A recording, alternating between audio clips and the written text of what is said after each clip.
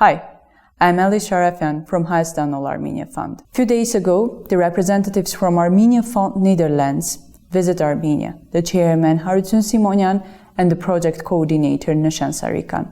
Today, we will talk about the enormous work that the ArmeniaFonds Nederland is doing in Armenia and also about the future projects. It is an honor to have Nisan Sarican as our guest today. Thank you, Mr. Sarican, for your time. So starting from the very beginning, how is ArmeniaFonds Nederland set up as an organization and when it is founded also? So the Netherlands, ArmeniaFonds Netherlands, has as its mission to contribute to a prosperous Armenia. Everything that we do, all initiatives that are taken should work toward that overarching goal to help the existence and the well-being of Armenia. And so the way we do that, the way that's been taken up in the charter, is to help contribute to the development of Armenia. So the charter has identified certain domains. There are like hard domains, like infrastructure, economy, but there are also softer domains like education, healthcare, culture, and of course it's also very important to stress that in our charter that has been established in 1993, that there are some very striking paragraphs, and they are about helping the needs of the Artsakh Armenians and refugees. So that was 30 years later, and it seems that we have come full circle again. How also the ArmeniaFonds Netherlands set up their project? How you select the project to invest? We basically have 2 or 3 ways which we do our project. So the first way is the easy way.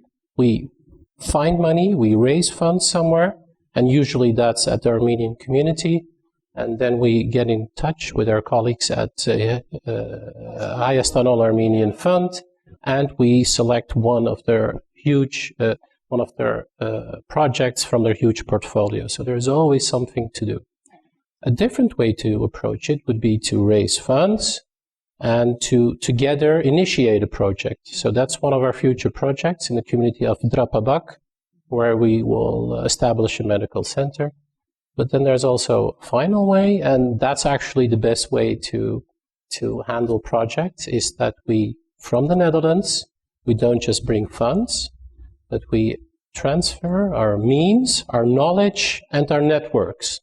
And there is, of course, one specific project that we have done that was very good in this regard. Also, you have mentioned about the Armenia Fund. So, you and the Armenia Fund, how you cooperate with each other, like how you select with each other the projects, also the network, as you have mentioned. Can you speak more about the cooperation between the Armenia Fund and the ArmeniaFonds Netherlands? That's one of the 3 very important characteristics of ArmeniaFonds Netherlands. So I would say one of the first characteristics, one of the first elements that's important, is that we're a public benefit organization. So that means 2 things, right? All our activities should be in the general interest. There should be no particular interest, like I shouldn't be able to collect funds and spend them to my nephew in his village, right? So it should be about general interest. And the other thing is about the public benefit organization, is that our donors, when they donate, they're eligible for tax deduction purposes. So that's a very good thing. The second thing I would say is that the element is that we've been established by 8 Armenian diasporic organizations. So we have a very broad community that's established our charter. And the last one, which you're referring to, that's a very fundamental aspect of our organization, is that we're part of a pan-Armenian network. So in that pan-Armenian network, you have, of course, all the affiliates around the world, from Argentina to Canada, the US, and us and France, and many others. And we're all working actually under the umbrella of Armenian Fund. So that umbrella offers us a lot of chances, a lot of opportunities to engage in our activities. like we said, if there's an easy way to select projects, it's with Hayastan Armenian Fund, because they have this large portfolio, but they also have the networks in Armenia, the NGOs, the companies that can build roads. So that's easy for us. And since we're a volunteer organization, that would be too much work for us to do. Sure. Mr. Sarican, 2020 was a very catastrophic year, not only for Armenia, from the COVID-19 to 44-day war. So during that 2020, Hayastan Armenia Fund fundraised the single most successful campaign in its history, We Are Our Borders, the name of the campaign.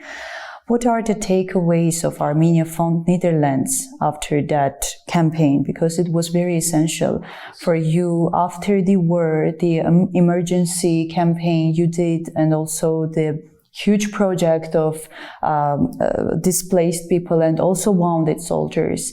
What are the projects that they implemented after the war?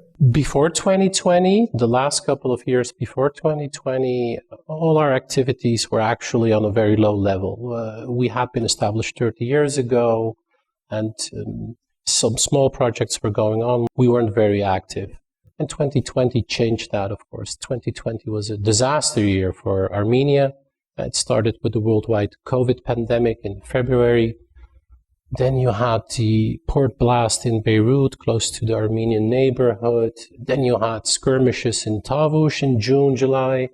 And then, of course, you had the war starting September 27th in 2020. And throughout that year, we started working on our projects and getting better in reaching the community. The fundraising at that time, especially during the war, of course, during the Artsakh war, was phenomenal. People were engaged and they felt involved, and we were able to raise huge amounts of funds from the communities in the Netherlands, but also in Belgium.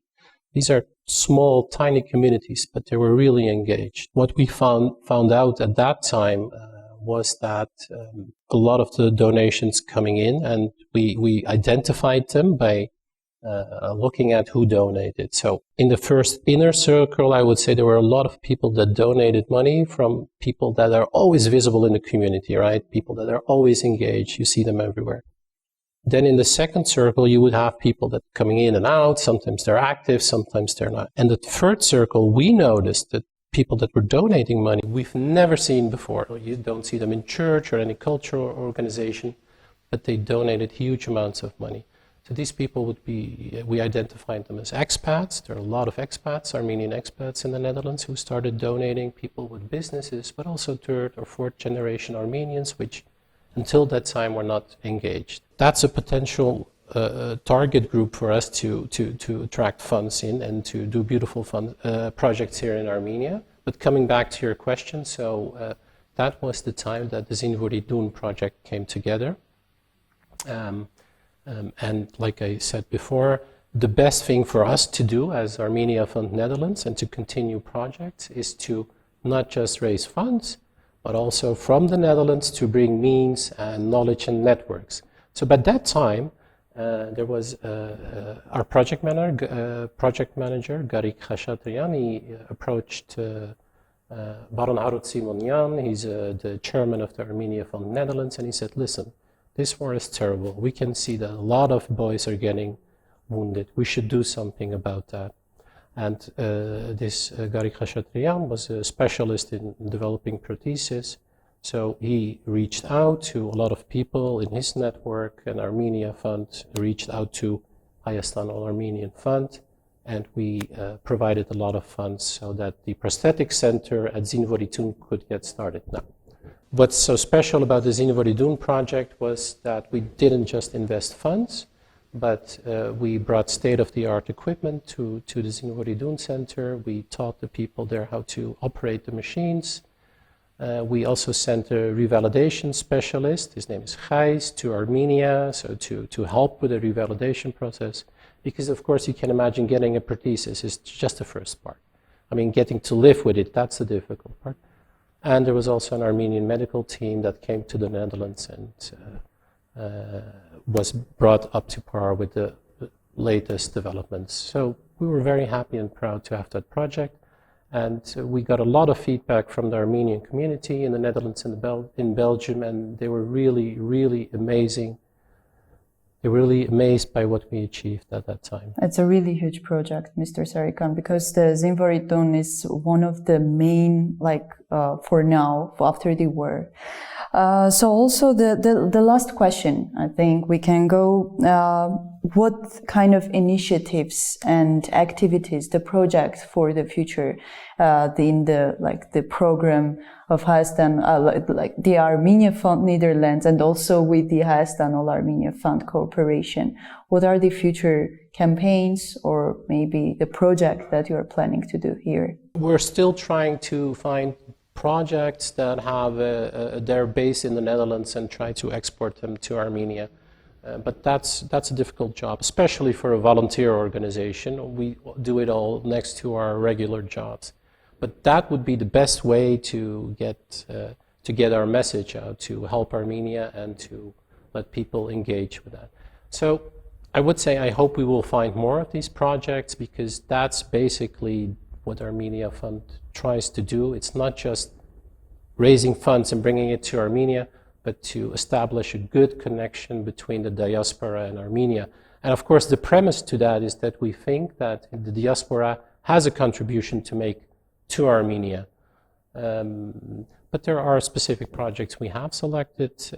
We're starting with building a medical center in Drapabak, which is close to the border with Azerbaijan in Gerarkunik. They have actually, it's 1 or 2 rooms they have now, which is manned with nurses, but we hope that if we finish this project, there will be somewhat of a decent medical center in which not just Drapabak, but several communities can be served. And the danger, of course, for Drapabak, since they're close to the border with Azerbaijan, is that they come under frequent attack. Thank you, Mr. Sarican, for your huge efforts and for your devotion. We think that we will continue this huge projects in Armenia, and this is very essential for us, as also from Hayastan ArmeniaFonds, to have you as a partner. Thank you for your time. Stay safe. Welcome. Thanks for having me. Dear compatriots, we talked about the ArmeniaFonds Nederland's activities in Armenia and also about the future projects. Stay safe. Thank you.